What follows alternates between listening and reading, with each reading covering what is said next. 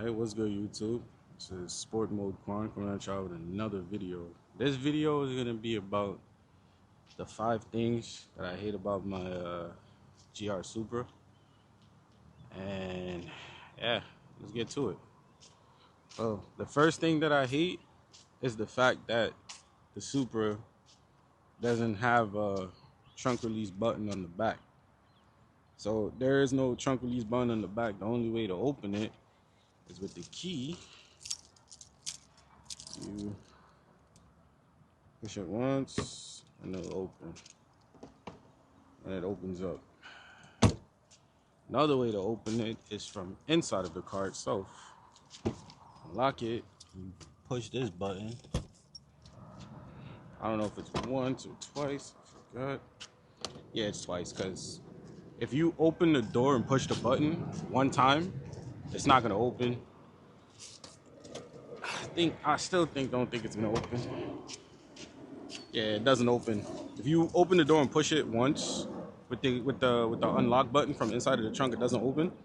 When you get to the back, you have to push this and then it push the trunk button, then it opens, which is kind of stupid. Shit annoys the hell out of me. Sometimes you get out the car, the key's all the way in your pocket. You don't want to reach inside to unlock it. You just want to push the button and then just go. But for some reason, it doesn't want to open. It doesn't open that way sometimes.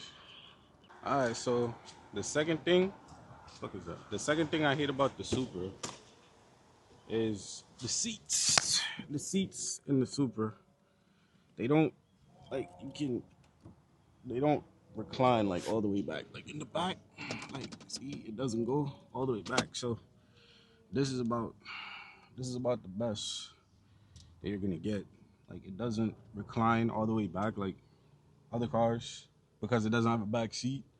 So let's say, for instance, you did a long drive or whatever and you want to just lay back and take a nap or lay back and just relax. You can't. You gotta keep it in this position and I guess take a nap or do whatever you gotta do, because it doesn't recline all the way back because it has this little thing back there in the trunk and all of that stuff. So yeah, that's one of the things that I hate. It doesn't go back, and it doesn't, like, even for like people with like long legs, you couldn't really sit in this thing because it's pushed back all the way, and I'm about 5'10", like 5'10", 5'9", 5'9" out of 5'10", and sometimes my knee gets cramped from keeping it like up so close. So I can imagine someone that's like 6'2", 6'3" on a long drive, like your knees will be done when you get out of this car. Right, so the third thing I hate about this Supra is the visibility. Like this car, like it sits so low, and for the fact that it doesn't have a sunroof, like there's been a couple of times like I pull up to red lights and the red light is in a position that when you stop like on the line for the pedestrians to cross, or the line before you get to the line where the pedestrians supposed to cross where you're supposed to stop at, the car is so low, and like how the windshield is set up, it is sloped, you can't even see the light. Like the light, you gotta like look, turn your head, or either look hoping that there's another light on the other side that you can look at over there, or you just gotta look at the other side of traffic. When they start moving, then you know it's time for you to start moving. But it's so low that you can't like see. Like if you're sitting like this and the light, like I don't know if this is explaining it properly, but the light, like if it's a tall pole and it's like up there, this whole thing blocks your entire view. You cannot see the light, especially if the car is lowered like mine. Like mine's is a little bit lowered on some E-Box springs. It makes it even worse. Like it's horrible. You can't see anything.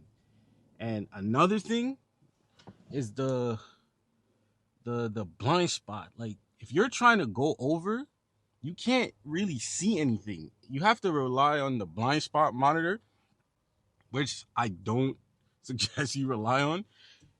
You gotta like bring your whole head over and look to see if anything is coming, because the blind spot in this car is crazy. Like you can't, like look at this. You can't see anything that's right there. Like it's crazy. You can't see a freaking thing. Like nothing. Like it's crazy. I can't tell you how many times I almost merged to the right and almost merged into someone because you can't see. Especially people in New York City. People like to ride those electric bikes and scooters and stuff with no lights on them at night. And it makes a pretty dangerous situation. Real pretty dangerous situation. So the fourth thing I hate about my GR Supra is when you're driving, I'm pretty sure most people know this, that own a Supra, when you're driving at a certain speed and you have the windows down, the noise, like the what they call it, the buffering or whatever it's called from the wind, and you're driving, sounds crazy. It hurts your eardrums. Like it just sounds pretty crazy. That you just have to just roll the windows up and just drive with the windows up because the sound from the wind just going and going and going just gives you a headache, man. There's this piece that you gotta buy that they sell. It's pretty cheap. You buy it, and I think you put it here on the outside, and you put it on the other side on the other side, same place, and it basically takes away the whole sound deadening and stuff. You don't really hear it like that, and yeah. So the last thing that I hate about my GR Super is the interior likes to creak, as you can hear. Like, can you guys hear that? Like, hold on. You hear that? Like the interior is just always creaking. Especially when you're driving it, it just creaks, cracks as you're driving. It's just making a bunch of sounds. Sounds like someone's in your trunk moving up. Like the plastic pieces I get back here, they just always moving and making sounds and stuff like that. And yeah, it's just yeah. So overall, the Supra isn't really that much of a bad car. It was hard even coming up with those five things. I feel like I was nitpicking, trying to come up with those five things because I'm not easily bothered by certain things. I mean, as long as the car engine is great, the exhaust tone is great, sounds good, it drives good.